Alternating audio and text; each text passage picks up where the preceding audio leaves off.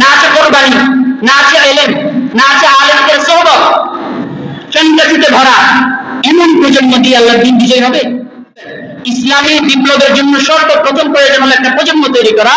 ওই যেই প্রজন্ম তাওহীদের রঙে রঙিন হবে, যেই প্রজন্ম আপোষহীন তাওহীদের রঙে রঙিন হবে, আপোষহীন তাওহীদের দাওয়াত সমাজের রঙে রঙে ছড়িয়ে পড়বে। আল্লাহর জমিনে আল্লাহর সত্য দ্বীনকে, আল্লাহ তাআলার যেই চূড়ান্ত ধর্ম যে ইসলাম, আল্লাহ তাআলার যেই একত্ববাদ তাওহীদ, এটাকে যাতে আল্লাহর জমিনে প্রতিষ্ঠিত করে, বিজয়ী করে, সমস্ত কুফরের উপরে, সমস্ত শিরকের উপরে, সমস্ত বাতিল মতবাদের উপরে যাতে তাওহীদকে প্রতিষ্ঠা করতে পারে, সেই লক্ষ্যকে সামনে রেখে রাসূল করিম সাল্লাল্লাহু আলাইহি ওয়াসাল্লামকে আল্লাহ তাআলা দুনিয়াতে পাঠিয়েছেন। তাহলে রাসূলের লক্ষ্য যেটা, আমাদের লক্ষ্য কি সেটাই হওয়া উচিত। কি বলেন? আমাদের লক্ষ্য কি ভাই? সবাই আওয়াজ দিয়ে বলেন, আমাদের লক্ষ্য কি?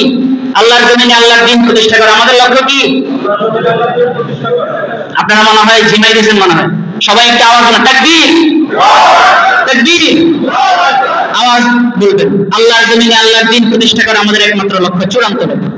এছাড়া জিন্দগির যত প্রফেশন আছে আমার, সবগুলো উপলক্ষ, লক্ষ্যে পৌঁছার মাধ্যম, লক্ষ্যে পৌঁছার, আমি ইমাম সাহেব হয় ইমামতি যাতে করে লক্ষ্যে, চূড়ান্ত লক্ষ্যে পৌঁছার মাধ্যম হয়, সেটা কি আল্লাহর জমিনে আল্লাহর দ্বীন বাস্তবায়ন করা। এই লক্ষ্যকে সামনে রেখে যদি আমার জিন্দগির কাজ যদি না চলে, তাহলে আমার পুরা জিন্দগির কোনো কাজ সফল হবে না।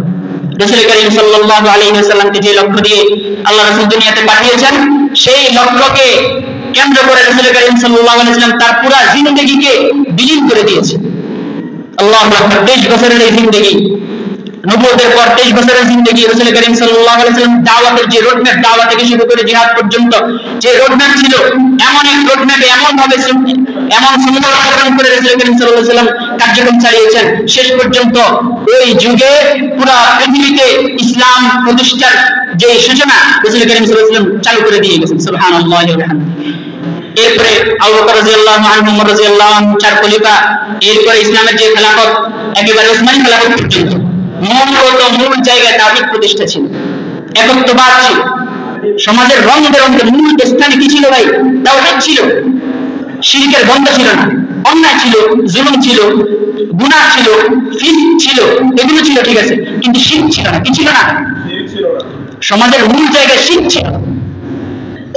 আমরা অনেকে ব্যক্তিগত পর্যায়ে অনেক ভালো হতে পারি, কিন্তু সমাজের মূল সেক্টরে সেক্টরে শিরকে এবং কুফরে ভরা, নেফাকে ভরা, ঠিক না? এজন্য আমরা, আমাদের মূল উদ্দেশ্য হলো, মূল লক্ষ্য হলো আল্লাহর জমিনে আল্লাহর দ্বীন প্রতিষ্ঠা করা। ওয়াল্লাযী আরসালা রাসূলাহু বিল হুদা ওয়া দীনিল হক লিইয়ুযহিরাহু আলাদ দীনি কুল্লি। আল্লাহর জমিনে আল্লাহর দ্বীন প্রতিষ্ঠা করা হলো মূল লক্ষ্য। এখন আল্লাহর জমিনে আল্লাহর দ্বীন প্রতিষ্ঠা কিভাবে হবে? রাসূল করিম সাল্লাল্লাহু আলাইহি ওয়াসাল্লাম যেভাবে করছেন। কিভাবে হবে? সাহাবায়ে কেরাম যেভাবে করছেন। কিভাবে হবে? খালিদ উনি যেভাবে করছেন। দ্বীন প্রতিষ্ঠার সংগ্রামের জন্য রাসূল করিম সাল্লাল্লাহু আলাইহি ওয়াসাল্লামের সিরাতের দিকে যদি আমরা তাকাই, তাহলে 6টা সেক্টর, 6টা ধাপ আমরা দেখতে পাই। কয়টা ধাপ? বলেন, কয়টা ধাপ? আপনারা যারা এখানে এসেছেন, আমি একটু আহ্বান জানাবো প্রত্যেককে আমাদের নিয়তকে একটু খালেজ করে নেওয়ার জন্য, যাতে করে আমরা এখানে যারা বিভিন্ন বক্তার চেহারা দেখতে এসেছেন বা বিভিন্ন একটু গতানুগতিক কারণে এসেছেন, বা এখানে দোকানপাট আসবে একটু দেখবেন, এমনি সামান্য দেখার জন্য এসেছেন, তাদেরকে বলবো যে নিয়তকে একটু পরিশুদ্ধ করে ফেলেন। ইন্নামাল আমালু বিন্নিয়াত। ওয়াজ মাহফিল, বক্তা, খতিব, ইমাম অভাব নেই, দিন দিন বাড়তেছে, কিন্তু শিরকও দিন দিন বাড়তেছে, কুফরও দিন দিন বাড়তেছে, নেফাকও দিন দিন বাড়তেছে। তাওহীদ বাড়বে, তাওহীদের জোর বাড়বে যত, শিরকের জোর কমবে তত, ঠিক না? কিন্তু এখন তাওহীদও বাড়তেছে, ওই শিরকও বাড়তেছে। তার মানে বোঝা গেল এই তাওহীদ সেই তাওহীদ না, ঠিক আছে? এজন্য গতানুগতিক সমস্ত আয়োজন থেকে আমাদেরকে বেরিয়ে আসতে হবে। ইখলাসের সাথে আমরা যতটুকু শুনবো, ইখলাসের সাথে শুনবো, এবং মাঠের মধ্যে কাজে বাস্তবায়ন করার লক্ষ্যে আমরা শুনবো। আল্লাহ তাআলা আমাদেরকে তৌফিক দান করুন। প্রত্যেকের নিয়তকে খালেজ করে নেন। শেষ পর্যন্ত ইনশাআল্লাহ আপনারা থাকবেন। এখানে আমরা কোনো সেলিব্রিটি ওইভাবে দাওয়াত দেওয়ার চেষ্টা করি নাই। যাদেরকে দাওয়াত দিয়েছি আলহামদুলিল্লাহ ইখলাসওয়ালা, আমলওয়ালা এবং মাঠের কাজ করার মতো অভিজ্ঞ আলোচকদেরকে আমরা দাওয়াত দিয়েছি। ওনারা আপনাদেরকে দিক নির্দেশনা দিবেন, রোডম্যাপ দিবেন। ওই রোডম্যাপ অনুযায়ী আপনারা একটু কাজ করবেন ইনশাআল্লাহ। এখানে আজকে যারা আপনারা এসেছেন, প্রত্যেকে যদি মাঠে কাজ করতেন, দাওয়াতের কাজ যেভাবে সাহাবায়ে কেরাম করছেন, প্রত্যেকে যদি করতেন, ভাই সমাজ পরিবর্তন হওয়ার জন্য বেশি দিন লাগবে না। আমরা সবাই তো ইসলামী একটা বিপ্লব চাই নাকি? সবাই একটা ইসলামী কি চাই ভাই? কথা বলেন, সবাই কি চাই? ইসলামী বিপ্লব চাই। সমাজটাকে ইসলামের রঙে রঙিন করতে চাই। ইসলামী বিপ্লবের জন্য সমাজ বিপ্লবের রূপরেখাটা আপনারা পড়বেন। ইসলামী বিপ্লবের জন্য সর্বপ্রথম প্রয়োজন হলো একটা প্রজন্ম তৈরি করা। ওই যেই প্রজন্ম তাওহীদের রঙে রঙিন হবে, যেই প্রজন্ম আপসহীন তাওহীদের রঙে রঙিন হবে, আপসহীন তাওহীদের দাওয়াত সমাজের রঙে রঙে ছড়িয়ে দেবে।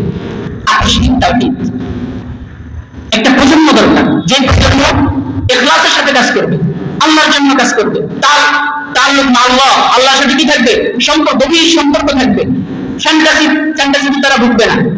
এমন একটা প্রজন্ম লাগবে আমাদের। তো রাসূল কারীম সাল্লাল্লাহু আলাইহি ওয়াসাল্লাম সমাজের মধ্যে ইসলাম প্রতিষ্ঠার জন্য যে সিরাতে আমরা দেখতে পাই 6টা ধাপ। কয়টা ধাপ? কথা বলেন, কয়টা ধাপ? 6টা ধাপ।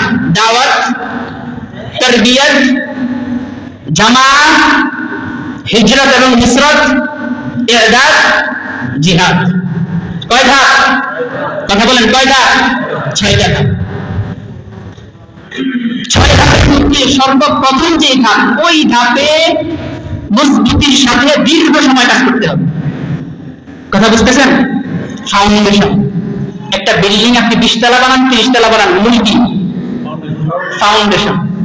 ফাউন্ডেশনের মধ্যে যদি দুর্বলতা থাকে, যত সুন্দর করে উপরের তলাগুলো বানাইবেন লাভ নেই, যে কোনো সময় ভেঙে যাবে। ফাউন্ডেশন মজবুত, উপরের তলাগুলো অত সুন্দর করলেন না, কিন্তু টিকসই বেশি হবে। টিকসই কি হবে? বেশি হবে। কথা বুঝতেছেন? দাওয়াত হলো ফাউন্ডেশন, তাওহীদ হলো ফাউন্ডেশন। 6 ধাপের প্রথম ধাপ হলো দাওয়াত। এটা কি? ফাউন্ডেশন। আমাদের বর্তমান যে তরুণরা মোটামুটি তাওহীদ বুঝেরা লাভ দিয়ে 6 নাম্বার ধাপে চলে যায়। জিহাদ, এখন এটা হুজুরা ডাক আসে না কেন, এখনই নেমে পড়বো। এটা তো ভাই 6 নাম্বার ধাপ। আপনার কোনো কোরবানি নাই, কোনো ত্যাগ নাই, কোনো ইলম নাই, কোনো সরবত নাই, আপনার শুধুমাত্র অনলাইন নির্ভর। ঠিক না? আমাদের তরুণরা বেশিরভাগ কি ভাই? অনলাইন নির্ভর। আপনার ইলমের ওই মূল জায়গা কোথায়? অনলাইন। আপনি অনলাইন নির্ভর, কোনো ইলম নাই, না আছে কোরবানি, না আছে ইলম, না আছে আলেমদের সোহবত, ফ্যান্টাসিতে ভরা। এমন প্রজন্ম দিয়ে আল্লাহর দ্বীন বিজয় হবে? বলেন, এমন প্রজন্ম দিয়ে দ্বীন বিজয় হবে?